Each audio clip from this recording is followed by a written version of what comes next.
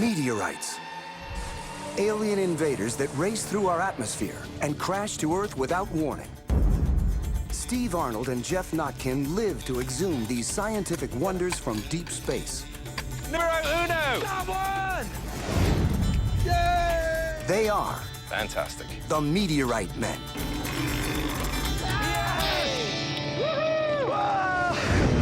On this expedition, We're back! Steve and Geoff lend their expertise to an important research project. The goal, to document and preserve evidence from an ancient meteorite strike that punched a giant hole in the Canadian landscape. Yeah, baby! What on earth is going on here? Parts of asteroids that broke up 4 billion years ago, traveling at an astounding 17,000 miles per hour. They careen to Earth and remain buried until now. It's a bit chilly for those of us that live in the desert. But not as chilly as last time we were here. Steve Arnold and Geoff Notkin are investigating a recently discovered meteorite crater near the town of Whitecourt in Alberta, Canada. They've got shovels. Oh, when I was talking to Brad on the phone, and he said, what kind of digging thing do you have? And I said, oh, I used to use my pick with the magnet. And he goes, well, that's not going to be much good up here, eh? And apparently, the average targets are 8 to 12 inches down, and there's a soil layer, and then it goes quickly into the clay. And he said it's fairly hard digging, so they've got long-handled steel shovels for us. I didn't really want to bring them on the plane. It's just a wasted effort. Yeah. All right. And you know how to get there, right? sort of. This could be fun. Are you ready? Hey! Are you ready? Are you ready to go back to Whitecourt? Are you ready? Are you ready yet? Yes. Are you excited? I hated leaving Whitecourt. I hated leaving Whitecourt last time. Whitecourt is one of my favorite sites in the world. In fact, it's probably my favorite site on the entire planet. How cool is this? The guys first explored the location in 2010 Oh, ah! Holy cow! when they unearthed 5 iron space rocks, Oh my God! worth about $10,000. Way to go! But it was so cold. And we only had, really only a few hours. There is no site that we've been to that I want to go back to more than this one. But this time, the Meteorite Men are not hunting just for profit. We have an opportunity to make a really valuable contribution to science.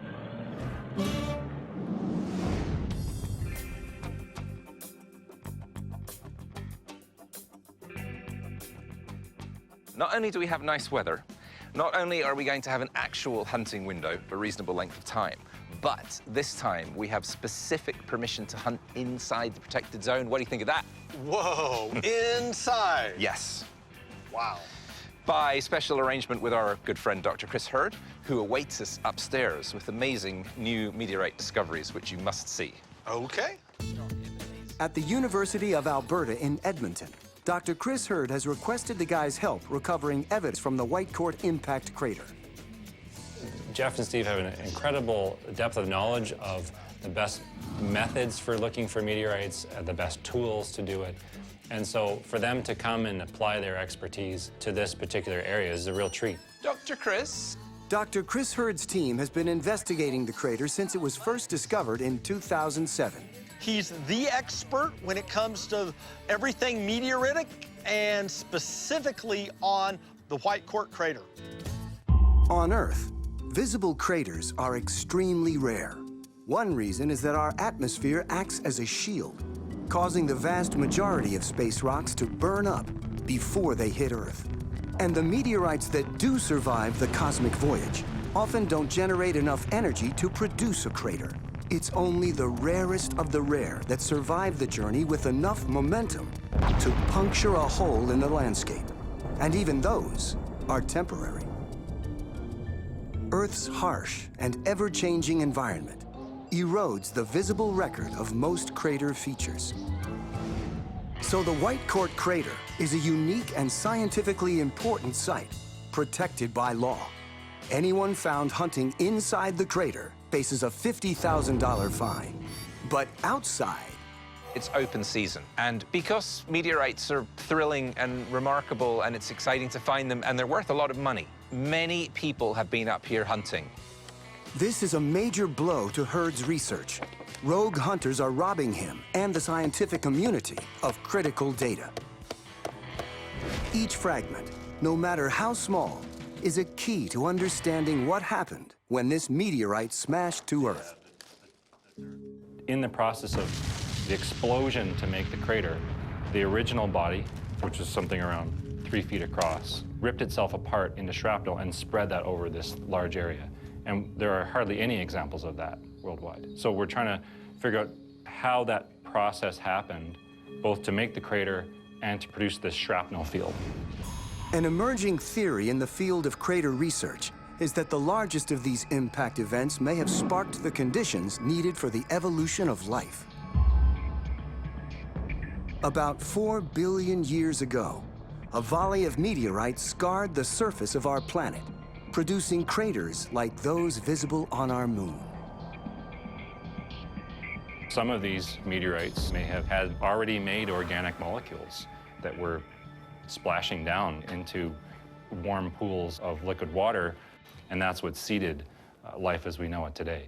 It's an intriguing theory. At the very least, meteorites brought more organic material to the Earth, even if perhaps they didn't bring the very first ones. Right, yeah, yeah. You've got something special in store for us. Well, the deal is I got you access, start working and go hunting. And we get the meteorites here so we can study them. Such a unique opportunity to hunt at a site that is almost entirely undisturbed, that we feel very special. It's almost like walking on the moon. We're going to do something that almost nobody else has been able to do before us. There's an incredible amount of work to do, enough to keep many people busy for many lifetimes. And the thing about it is that these are fundamentally rocks from space. They will tell you stuff about places that you can't really go. There's so much excitement in the future as more meteorites get found, more stuff to work on, new scientific questions to try to answer. It's a growth industry. Steve and Geoff make the 2-hour drive from the university to Whitecourt, but the crater itself remains obscured by lush forest. The only way to get there is off-road. That's a bit of a squeeze. See ya.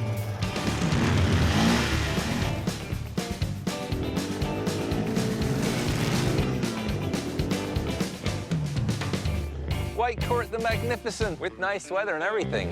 Wow, no kidding. The guys first visited the crater in the dead of a Whitecourt winter.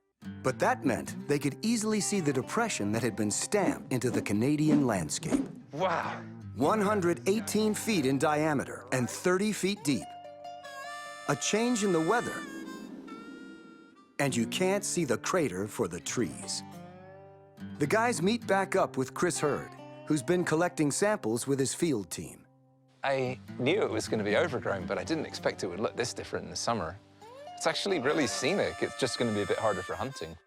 Have you guys learned more the trajectory on where things, and did it spew out in a certain direction more than others? Yeah, we think it came in from the southwest. And then the vast majority of the shrapnel is to the east. Well, we've seen the sites. I think we should find the rocks. Okay, and he's saying they're that way, so let's go find them. Okay. The sides of the walls go up pretty sharp. You're in like a little amphitheater. It's quite striking. Every time we embark upon a new expedition, there's the brain power part. How are we going to play it? What equipment are we going to use? For this expedition, the guys are utilizing the latest and greatest space rock capturing metal detectors. So Geoff has introduced me to this new metal detector. It's supposed to be better, supposed to go deeper, supposed to help us find more meteorites. But it's not easy to get a delicate and sensitive detector through all of this undergrowth.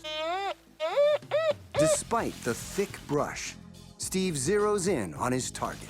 Yeah, 29.5 grams. Wow. Cool character on that one. The greatest value of finds inside the crater's protected zone is in data, not dollars. And so far, the guys are finding lots of samples around the crater rim. Chris asked us to follow some very specific steps when we find meteorites. Okay. Of course, he wants the GPS location of each one. He also wants to know the depth at which it was found, 5 inches. the soil type, and any other interesting details that we can record will help further the research project. That was in clay, and it was nose down. Bag them and tag them so that when it gets back in the laboratory, they can take this data and put it together and find some really good information on how this thing came in, how it exploded, how these pieces were distributed all around this crater. It's a lot of steps to go through, but this is why we're out here. It's tiny, but every meteorite is part of the picture, part of the story. There is. Who's that from? Is that Dr. Chris? Are you grading papers down there? Come on down, guys. You need to install like an escalator here. How you doing? Good, we made it. Yeah. How are Glad you, you sir? could. Good Good. to see you again. Good to see you too. Nothing like having a meet and greet in a meteorite crater. Exactly. Come to the center of it all. So tell me, what exactly is it about working in a lab that's so appealing? He's smart. I don't know. This is where it's at. Yeah, this is where it's at. Hey, we brought you something. Oh, wow. Since you've been so gracious in educating us about meteorite science, we thought with your permission we might educate you a little bit about using detectors. Yeah, absolutely. But yeah, it's real lightweight and very sensitive. I think you'll like it. And we figured that if we're going to have the pleasure of your company out here, we expect you to dig up some stuff as well. We're not going to do all the work. Yeah. Leave some fun stuff. It was either that or bring a shovel. Yeah. You know, one of the two. So it's like, ah. Anyone can Got dig lots a of hole. those. So what are the rules for today? Well, now you guys are here with your fancy metal detectors. We can start filling in some of the information between the crater itself and the edge of the protected area. Before we start, specifics of how you would like each piece logged, bagged, any details, depth, that sort of thing you'd Sure. like us to record? Yeah, I mean, for larger pieces, it'd be nice to actually excavate down sort of next to it and get a couple of photos of it in place before we actually pull it out. Because you get a context of where it is with respect to the surface. So we want to do that before we pull those out. And then, yeah, basically just bag them and tag them after that. Okay. Now we're putting the pieces of the puzzle together. How many pieces were found? How big was the original meteor that came in? How much survived? All this, how it was distributed, maybe what angle it came in and how it broke up. I'm going to walk around the crater, and I'm going to keep walking around until I find an area that's rich in meteorites, and then I'm going to dig every one of them.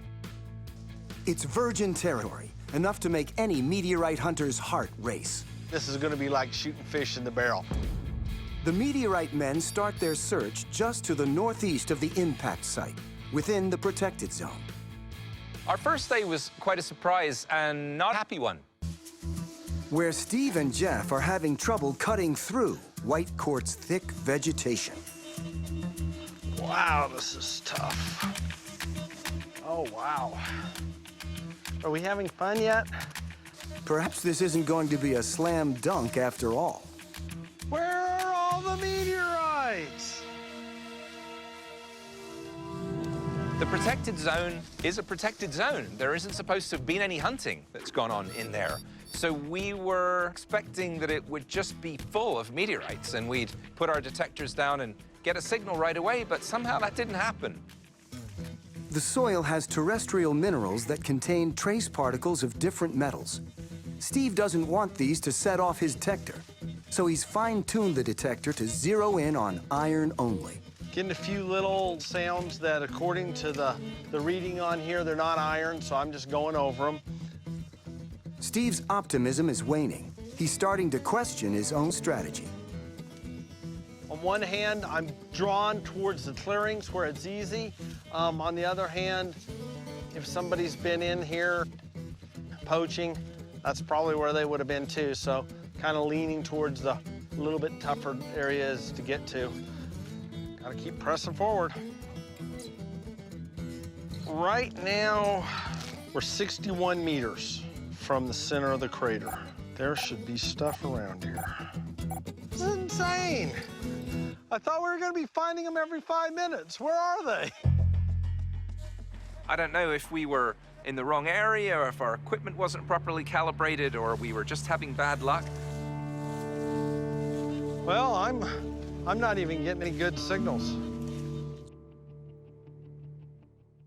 But any doubts about finding space treasure is soon dismissed when they meet Dr. Hurd's field team. Oh, it's the Canadian champion meteorite hunting team.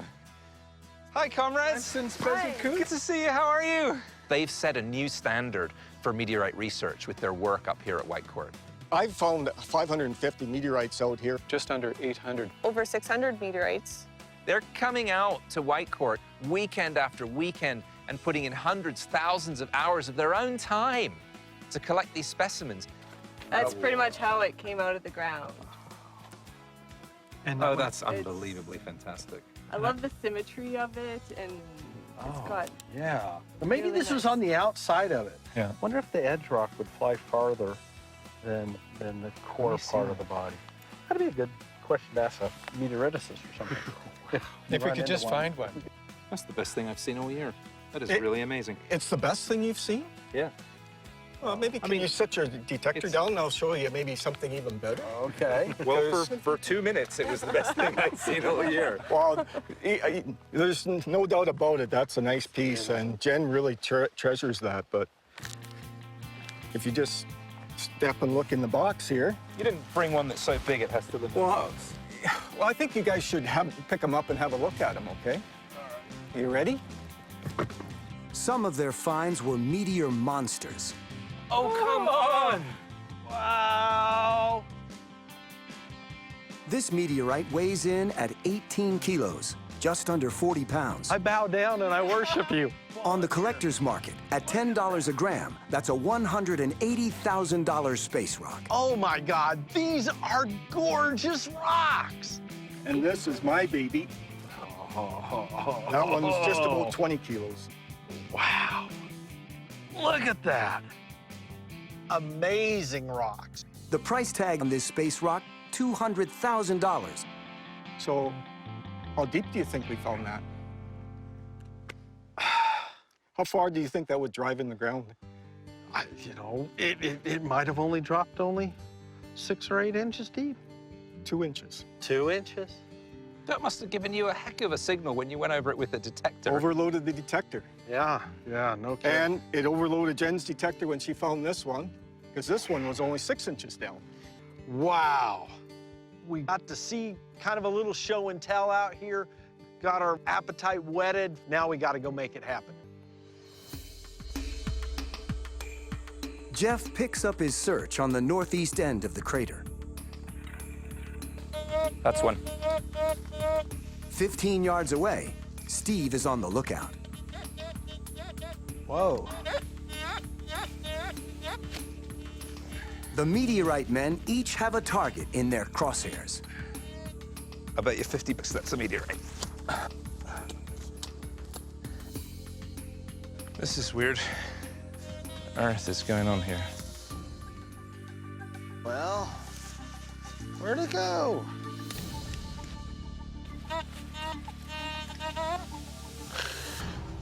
No, wire. What's a piece of wire doing out here? Not fun. Our expectation of finding many fabulous meteorites in a very short period of time was not fulfilled. Steve comes up with the idea that maybe no one ever thought to hunt by the warning sign along the crater's boundary. A meteor wrong. I wonder if it... Oh, this is too funny. Someone been tearing down signs and leaving nails around? Today, the guys were not as lucky as they thought they'd be. They have nothing worth showing Dr. Hurd. By sundown, it's quitting time.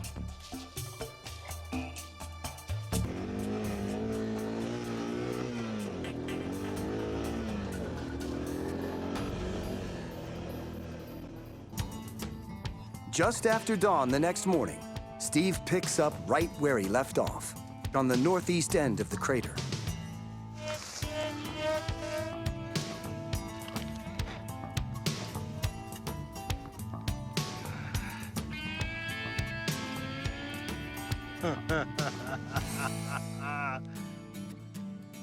Oh, yeah. This is too funny. This is too funny. Every person that's walked off of that road to look into this, whether they went in the crater or not, walked over this meteorite right here.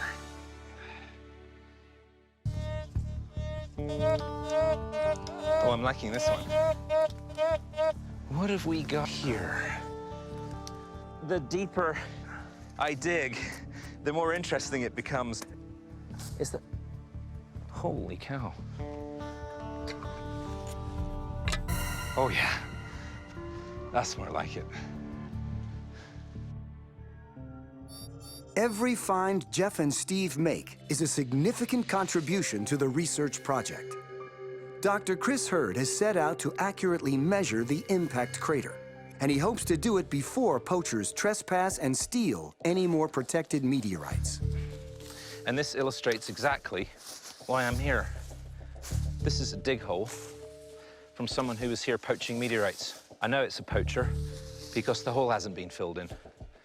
Anyone who's ever been here working with the university have been required to fill in their holes. Whatever meteorite was here, and it was probably a fairly nice piece because it's quite a large hole, that data's lost forever because someone's stolen that piece. And it'll continue to happen. Despite the sign up there that says $50,000 fine, our mission is to find as many pieces as we can to aid in Chris's research before they're stolen out of the reserve.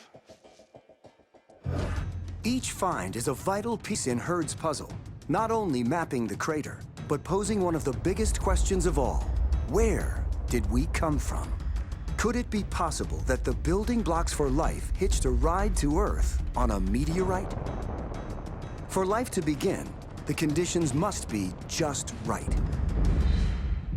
You remember the story about Goldilocks and the three bears? She tasted the porridge that was too hot, and the porridge that was too cold, and then the porridge that was just right. Well, the Earth is in what's called the Goldilocks zone, just right. Here we have a Bunsen burner representing our sun and liquid nitrogen at minus 320 degrees Fahrenheit. That represents the coldness of outer space. If the Earth formed and got too close to the sun where it was too hot, it pops, bye-bye Earth. And if it is too far away in the cold of outer space, it shrivels up and it's dead. But if we put it back here in the Goldilocks zone, it's not too hot, not too cold, it's just right. And because the Earth is in the Goldilocks zone where you can have these pools of liquid water at the surface and then the right conditions for life to take hold. And meteorite impacts would not only have heated the water, they would have created unique underwater ecosystems that may have helped give rise to early life. Steve's digging a target. For Dr. Hurd, each find is a new link to Whitecourt's past. Ooh. There it is. Yeah, that's awesome. The depth helps scientists estimate the meteoroid's speed just before impact. Let's pull it out. All right.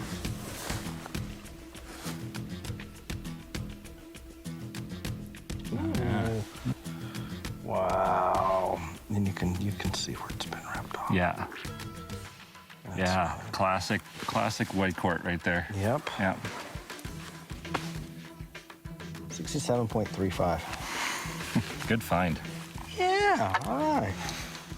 Dr. Hurd will also put soil particles under a microscope to identify the chemical elements that made up the original meteoroid. With that evidence, he might be able to learn from where in our solar system the meteorite originated. We find this buried soil, and we found charcoal in it, and that's how we got the age on it. Okay. The key to knowing exactly when a space rock punched a hole in the Canadian forest is another destructive event: a fire. Fragments of the meteorite have been found above a layer of soil, holding evidence of fire. Carbon dating this material puts the crater at a relatively young 1,100 years old. But we don't know whether the charcoal is actually from the impact event or from a forest fire that just happened before. Yeah, you started to get into it now. This black stuff, that's charcoal that was there before, possibly started by the impact, but we're not really sure that it had enough energy to do that.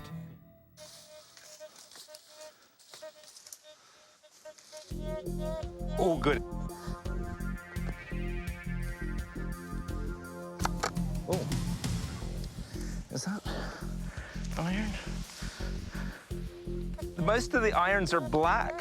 You can't see them when they come out. Where is it? That's why the magnet's invaluable. Oh. Oh, it's two tiny ones and one medium together. It was a pretty strong signal, and I was expecting a bigger target. That was deep, that little piece. Easily 12 inches. Jen Newman, a member of Dr. Hurd's research team, joins the hunt. There's a lot more ground to uncover in the protected zone, and 3 detectors are better than 1. Vegetation is pretty thick, mind you. Boy, it's hard to get a good swing. Hey!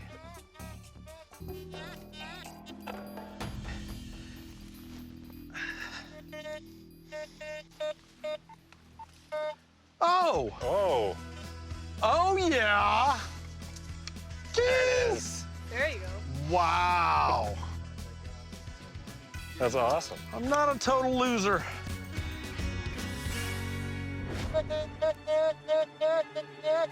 That sounds good.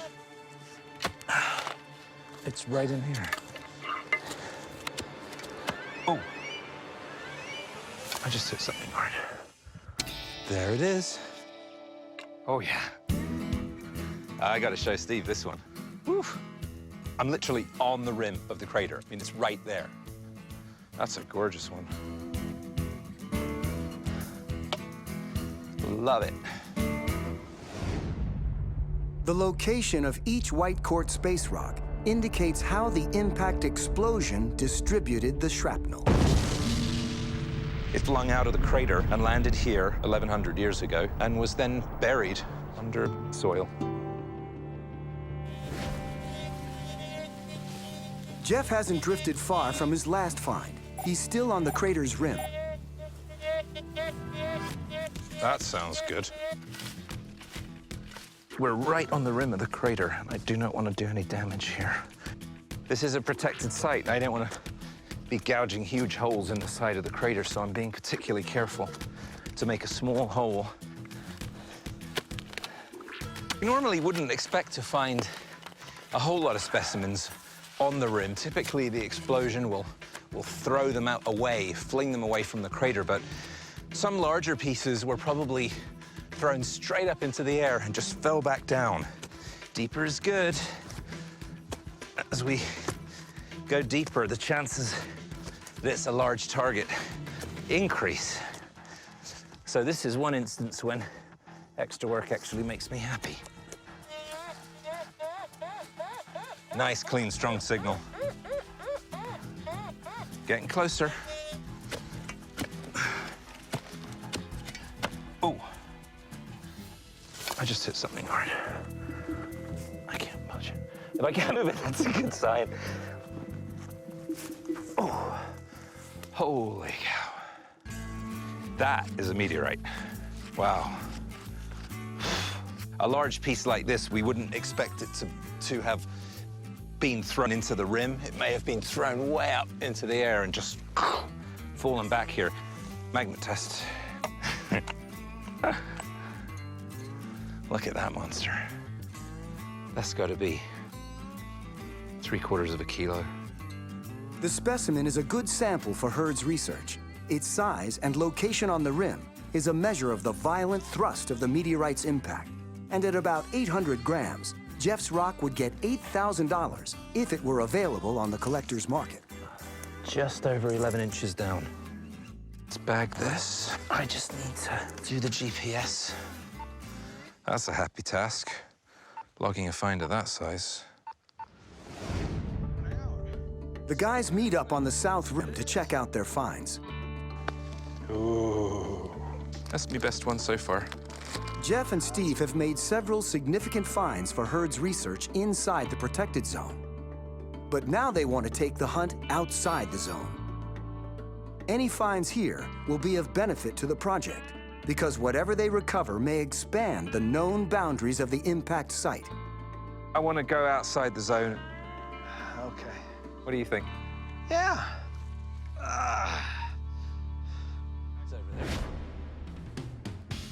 Steve and Geoff are joined by members of the research team. Researcher Brad Newman leads them beyond the protected zone to an unmapped area. Nobody knows this area like you two, so please lead on. Out here, where we're gonna search is way far away from the crater, outside the protected zone. Geoff steps off into the thick forest, while Steve and Brad sift through an overgrown meadow. Wow. Ooh, you gonna dig that one, are you? Yeah, this is pretty tough terrain. Nope, not in there. Ooh, It's in here somewhere. there it is. Oh my goodness. Piece of wire. A meteor wrong. I've been getting spoiled. Let's get more. This sounds better. Wow. Oh. Oh, it's out. Well, that's no good. Wire. It's bad enough when it's a little piece. Then they start bundling themselves up. Yeah. Really being tricky. We must be getting close. Yep. They're throwing these decoys out at us. Woo! I got a target over here that sounds really good.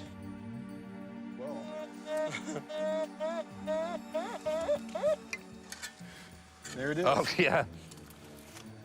More wire. This is... More wire. We come to this hill and all we're finding is wire.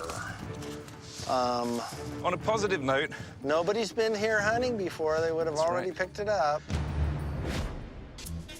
Might be just below that log.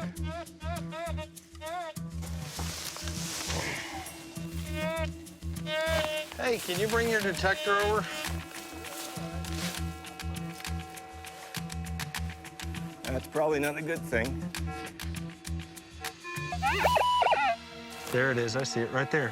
Right there, sticking in. Oh, there, right there, yeah. Yeah.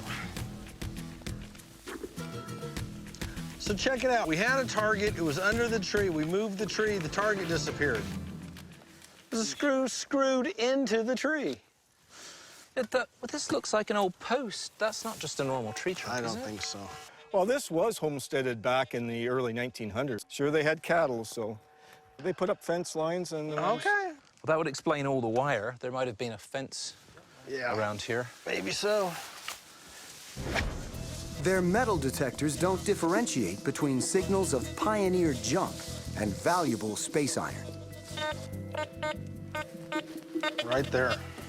This is going to be a meteorite. It's going to be one. It's going to be one. This is going to be a meteorite. You're going to see, Steve. Hey, that's sounding kind of... Try right there. A meteorite, ladies and gentlemen. Yay! Congratulations. That's the real deal. The guys spread out to look for more of the real thing. Hey, Geoff, I got one. Well, I hope you brought a shovel. Oh! Oh, wow. Yeah, baby. I hear a lot of noise over there. Now that's what I'm talking about. You That is betcha. a chunk. I better go investigate. How far are we from the crater? 547 meters from the center. From the center. Woo, hey. You may have set the record. What's going on over here, lads? Oh, super. Wow, that's a good size. 98 grams. Look at this one. Expanded the strewn field. That's always fun. Exactly.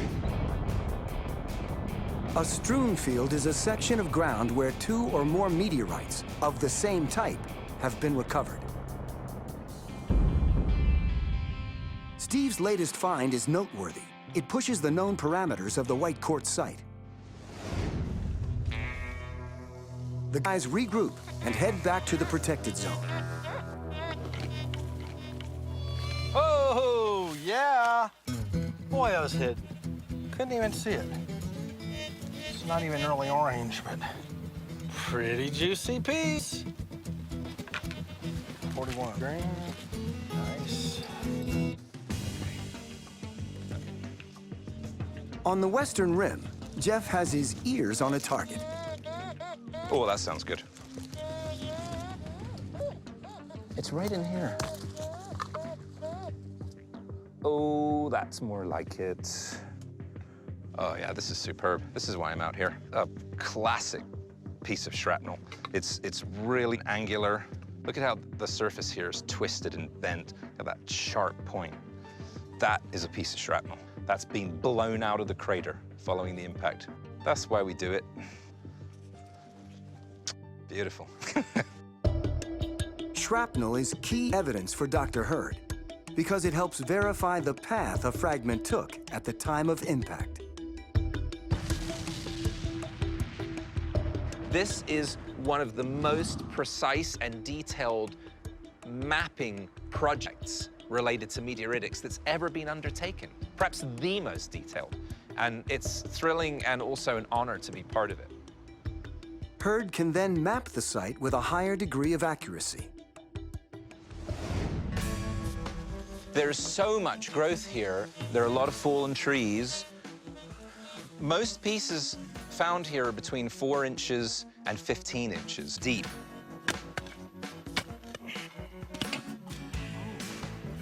There's a big stain of rust. Rust, the telltale sign of an iron meteorite.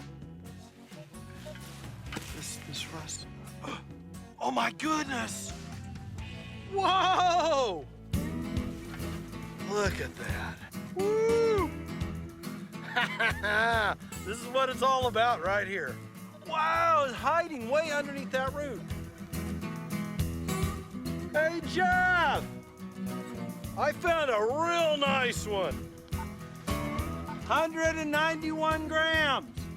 That's a disgrace. I have to go find a better one than that. Some serious bling. Serious bling.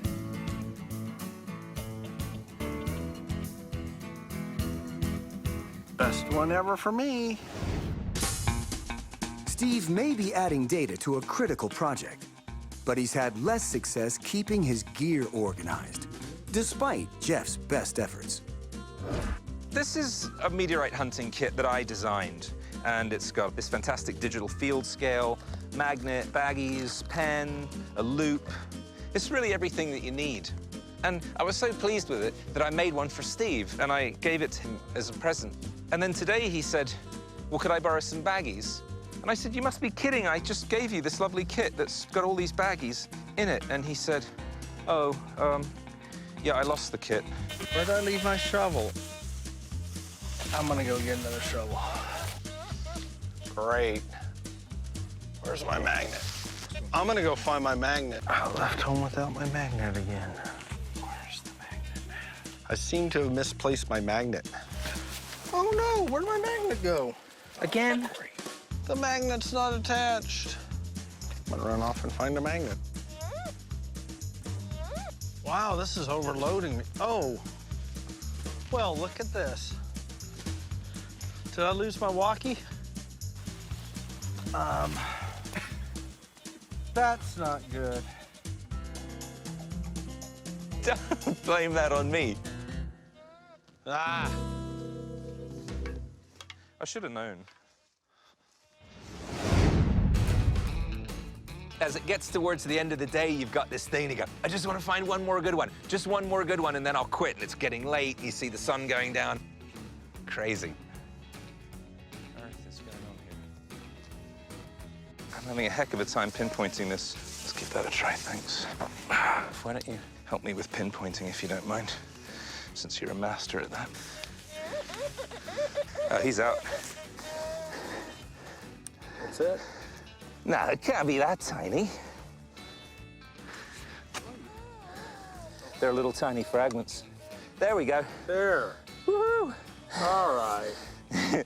Nice one. After the guys bag and tag the last of their targets, they pack up the hunt.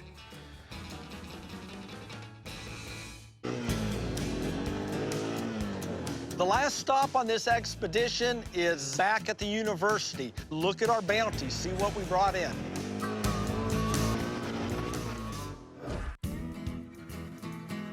Prepare to be amazed. After all the effort Steve and Geoff put into collecting specimens for Dr. Chris Hurd's research project, they're eager to learn what the inside of a Whitecourt meteorite might reveal. We had a cut, and we've taken several slices off of it, including this one here. So this is the slice that came off of it. Hurd shows the guys another sample after it's been polished.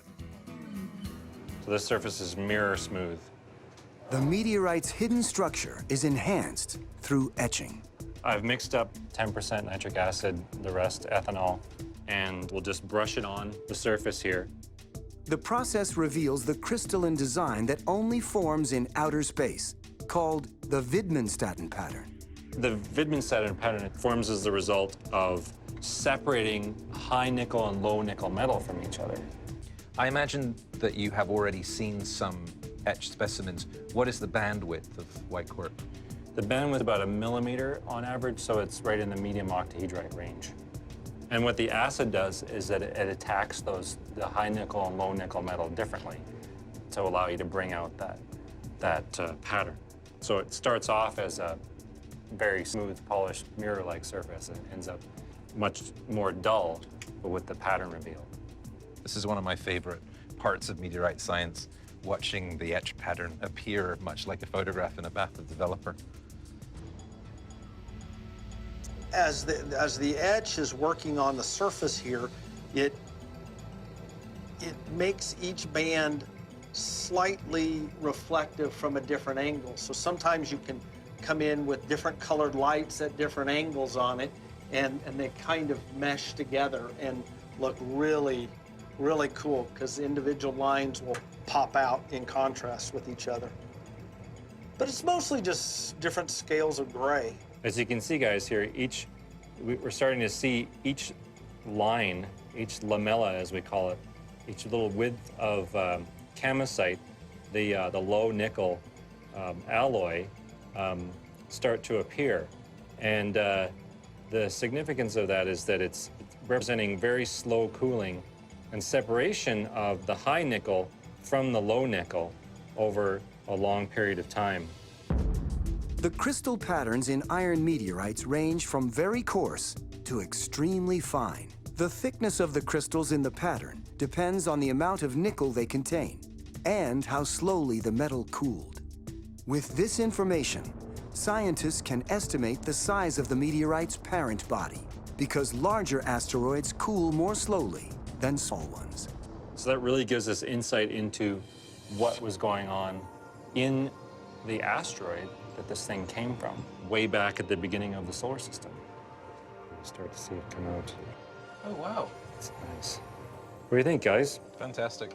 So this tells the story of what the asteroid went through as it formed in the early part when it cooled. That's right. Dr. Hurd estimates that in space, the asteroid from which the Whitecourt meteorite came cooled at around 50 degrees Celsius per million years, which means that asteroid was at least 30 miles across. So there we go. Oh, that's really gorgeous. Having seen what can be revealed through analysis, it's time for the guys to present their samples. Wow, this is quite the haul, you guys. What you guys have done is filled in a huge portion of that protected area, and we have all shrapnel. In the couple days that we were in the field, we covered a lot of ground, and we were able to really flesh out some of the blank spots on our map. I love this one, and it was nose down, perfectly flat, like this. Yeah. Having an idea of just what carried further away and what didn't will help us in sort of piecing it all back together again, figuring out what happened. Even something about how the explosion took place. We get an idea of the original mass that came in through the atmosphere, and something about the timing of it, something about the age of the impact crater itself. The continuing study of meteorite craters across the globe helps researchers investigate the theory that life's raw ingredients may have originated in space. We have evidence from some meteorites that have been studied that there are pre-made organic molecules. It's not life itself, but it's the right stuff for life to start in these meteorites. And if those were falling to the Earth 4 billion years ago into the warm pools at the surface, they would have seeded the Earth with the things that we need for life. Knowing that these molecules formed in space suggests that some of the makings of DNA were drifting down to early Earth as life began to evolve. The theory also has implications for extraterrestrial life, because meteorites may have delivered these building blocks not only to Earth, but to other planets. Steve and Geoff weren't the only hunters on the Whitecourt team who found space treasure. It's the veterans of the Whitecourt expedition. Brad Newman and his daughter Jen have also been gathering samples, but they've been working the crater for weeks. Looks like you got some nice ones there. Steve and Geoff are presented with a first-hand look at not only their contribution, but all the space rocks recovered on this mission. If you give me a little hand here, we can unwrap. Be delighted. It's an impressive haul. Sitting there on the table in front of me, there's over 400 meteorites. Good Lord. This is fantastic. You guys have done such a fantastic job. It's just amazing to have all of this material to work on. It'd be years worth of work right here on this table. Excellent. We'll take good care of them. They've traveled a long way so that you could study them. Walking in, seeing all the meteorites that we found as a team was really encouraging, made me really proud